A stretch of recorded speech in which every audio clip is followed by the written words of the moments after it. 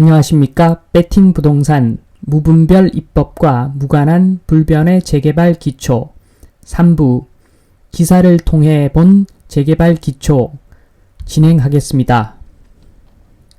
이번 시간은 그 재개발 기초의 총정리라고 할 수 있는데 재미있는 기사를 통해서 확인하도록 하겠습니다. 기사는 한국경제에서 2019년 8월 13일에 작성한 기사인데 제목이 땡큐 분양가 상한제에 웃는 사람들입니다. 주요 내용을 읽어가면서 정리를 하도록 하겠습니다. 쭉 내려와서 남몰래 웃는 현금 청산자들 13일 정비업계에 따르면 재개발 구역 현금 청산자들이 분양가 상한제로 인한 수혜를 입을 것으로 예상되고 있다. 상한제로 일반 분양 수입 감소가 예상될 경우 조합원 분양가를 올려야 하는데 이 과정에서 청산자들의 청산금도 자연스레 오를 수밖에 없는 구조여서다. 통상 청산자의 비율은 재건축보다 재개발 사업이 높은 편이다. 정비 사업은 통상 적정 개발 이익 비율인 비례율을 100% 기준으로 맞추고 사업 계획을 세운다. 비례율이란 일반 분양과 조합원 분양을 합친 수입금에서 총사업비를 뺀 뒤 이를 모든 조합원들의 부동산 가치로 나눈 비율이다. 이 부동산 가치가 종전자산평가액이겠죠. 분양가 상한제 적용으로 일반 분양 수입이 떨어질 경우 비례율이 하락하기 때문에 이 비율을 종전대로 맞추려면 조합원 분양가를 올려야 한다.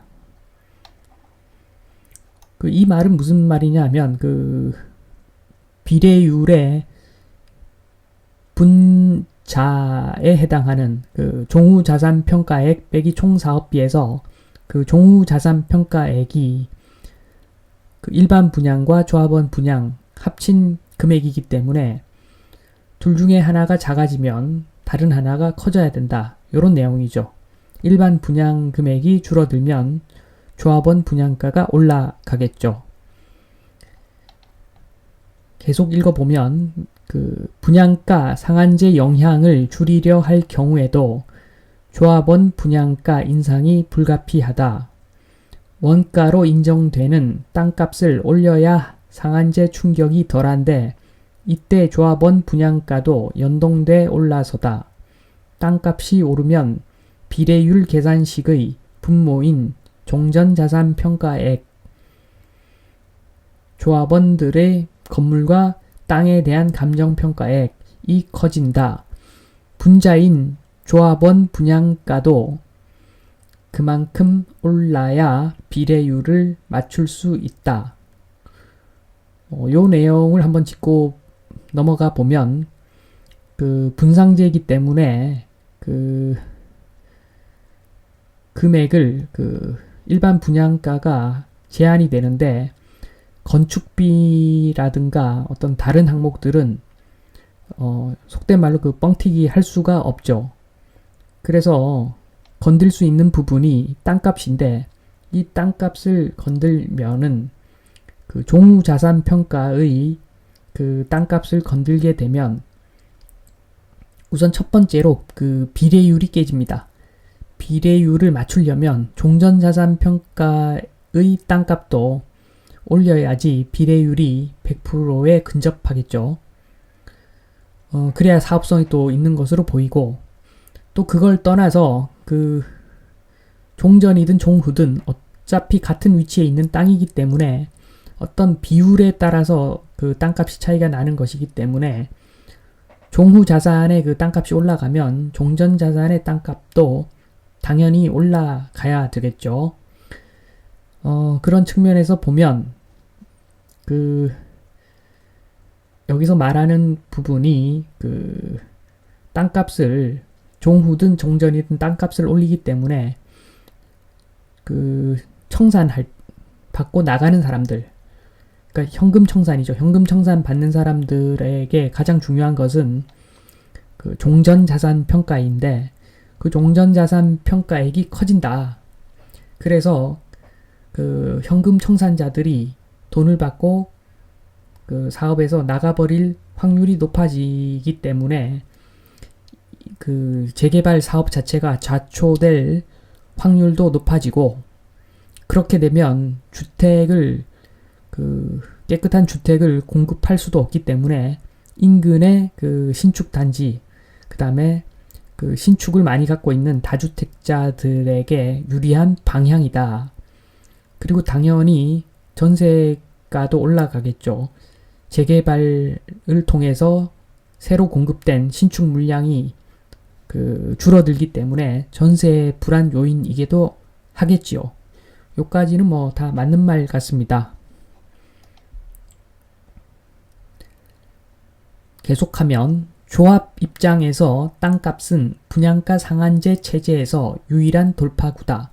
상한제는 택지비와 건축비, 적정 이윤을 합친 금액으로 아파트 분양 가격을 제한한다. 여기서 택지비의 비중이 가장 높다. 분양가를 결정할 요인으로서의 변수도 크다. 건축비의 경우 정부가 매년 2차례 표준 건축비를 고시한다. 이달 기준 3.3제곱미터당 644만원으로 강남권 신축 단지 공사비의 절반 수준이다. 고분양가 논란으로 상한제 카드가 나온 점을 고려하면 적정 이윤은 낮은 수준으로 책정될 가능성이 높다. 결국 땅값인 택지비를 얼마나 높게 책정하느냐에 따라 향후 분양가 상한선이 달라지는 셈이다. 한 번 더 이렇게 땅값에 대해서 풀어서 설명을 해 주었네요. 택지비는 정비사업 구역 내 모든 땅의 감정평가액이다. 사업 시행 계획인가를 받은 조합이 조합원들에 대한 종전자산 평가를 할 때 정해진다. 한 정비업계 관계자는 분양가 상한제로 택지비를 높여야 할 필요성이 생기면 과거에 했던 종전자산 평가를 다시 진행하면서 오른 집가를 반영하려는 곳들도 생겨날 것이라고 말했다. 그렇죠. 요까지만 읽으면 대략 알 수 있겠죠. 땅값이 올라가니까 종전자산 평가액이 올라가고, 그래서 현금 청산자들이 늘어나면서 그 현금을 지급을 해야 되는데, 그렇게 되면 금융비용도 문제가 되겠죠. 초기 사업 진행할 때. 그래서 그 재개발이 좌초될 확률도 어느 정도 있다. 이런 논리입니다. 그래서 이 기사 내용을 보면 사실 지금과 같은 그 부동산 경기에서 있을 수 없는 이야기죠. 어떻게 보면 재개발을 하면 그 이익이 거의 보장이 되는 그런 시장인데, 이런 시장에서 현금 청산을 받고 나가는 사람이 거의 없죠. 차라리 그 입주권을 그냥 파는 사람들이 오히려 훨씬 많겠죠.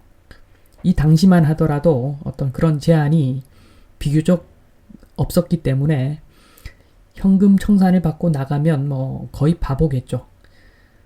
그래서 이 기사는 결국에는 분양가 상한제를 반대하기 위한 그 일종의 어떤 고차원적인 그 내용을 담으면서 사실은 단순하게 그 분양가 상한제를 반대한 그런 기사라고 보여집니다. 아무튼 제가 본 그 한국 경제 기사들 중에서는 상당히 수준이 높은 편입니다. 일반적으로 이런 한국 경제나 매경이나 보면 그냥 그 집은 우상향이다. 더 오르기 전에 사라. 이렇게 구호식으로 선동하는 기사들이 많은데, 이 정도 기사면 아주 훌륭한 편이라고 보여집니다. 재개발의 그 기초 지식이 없으면 도저히 이런 기사를 쓸 수도 없고, 또 읽을 때도 다소 그 이해하기가 아주 쉽지만은 않은 그런 기사지요. 그래서 아주 훌륭한 기사를 한번 소개를 하면서 그 비례율, 종전자산평가, 종후자산평가, 현금청산 등등 그 앞서 살펴보았던 기초 용어를 한번 정리를 하여 보았습니다. 마치겠습니다.